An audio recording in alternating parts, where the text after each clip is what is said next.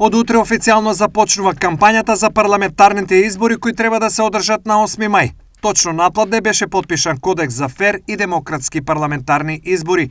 Кодексот го потпишаа сите, освен од демократи, од следниве причини.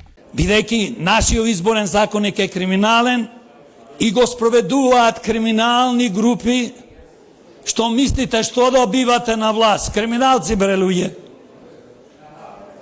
Благодарам на медиумите, се надевам дека ова моја изјава ќе објавите, бидејќи ние сме блокирани благодарение на овие злосторнички издруженија кои што се на власт имаат колку сакате пратеници. Вчера, во контекст на изборите, владата ја донесе следната одлука. Владата заклучи 24 април и 8 мај да бидат неработни денови за сите граѓани на Република Северна Македонија, заради непречено спроведување на изборите за претседател и изборите за пратеници во собранието.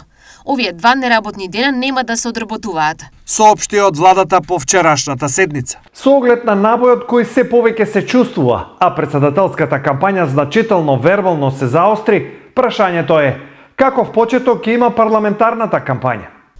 Парламентарната кампања ќе продолжи во истиот дух и вокабулар како и досега, како што имавме можност да слушнеме од претседателските кандидати и челниците на партиите. Очекувам дека во наредните денови за време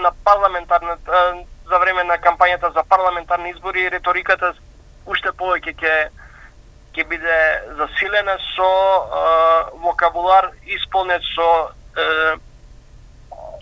демонстрација на омраза, дисквалификација на политичкиот противник без сериозна понуда до граѓаните.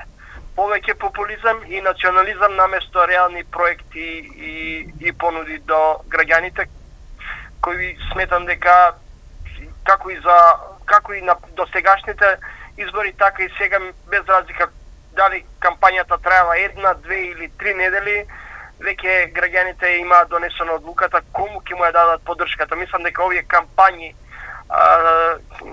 се повеќе малтретирање за гласачкото тело, отколку што искрена понуда до граѓаните да се чуе и да се види нешто сериозно.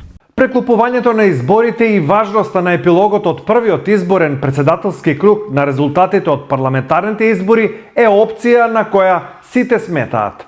Исходот од првиот круг на претседателските избори сериозно ќе се рефлектира и врз првиот круг на парламентарните избори, имајќи во предвид дека на 8 мај ќе имаме двојни избори, и втор круг на претседателски и на парламентарни.